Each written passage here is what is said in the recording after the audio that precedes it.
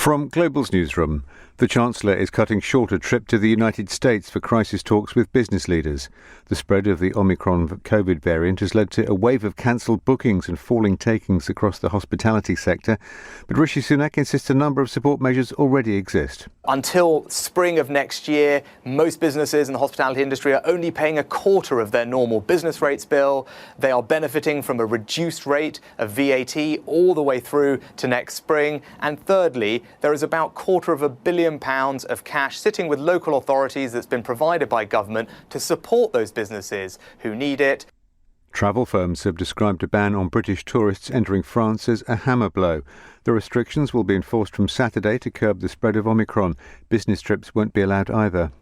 88,000 new coronavirus cases have been registered in the UK in the last 24 hours, around 10,000 more than yesterday. Omicron now accounts for nearly three-quarters of new cases of COVID-19 in London.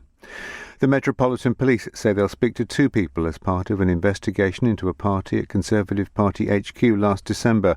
Officers are looking at possible breaches of COVID restrictions in place at the time. But police won't be investigating alleged parties at Downing Street, despite fresh newspaper claims the Prime Minister attended an outdoor event in May 2020. Number 10 says Boris Johnson had a brief meeting in the garden, which was regularly used for work meetings during the summer months. The Old Bailey has heard a 36-year-old man from Eastbourne has accepted responsibility for the death of primary school teacher Sabina Nessa, but denies murder. The 28-year-old was found dead in a park in south-east London in September. Kochi Selmaj is due to go on trial next year.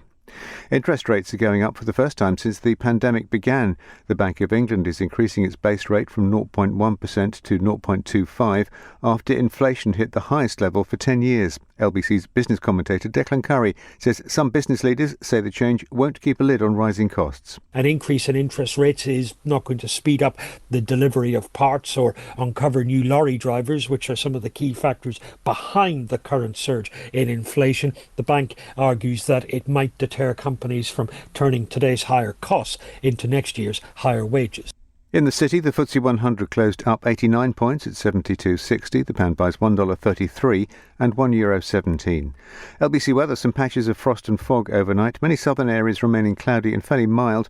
Tomorrow, some sunshine for Scotland. Mostly cloudy skies further south, a high of 10 degrees. From Global's newsroom for LBC, I'm Andy Ivy.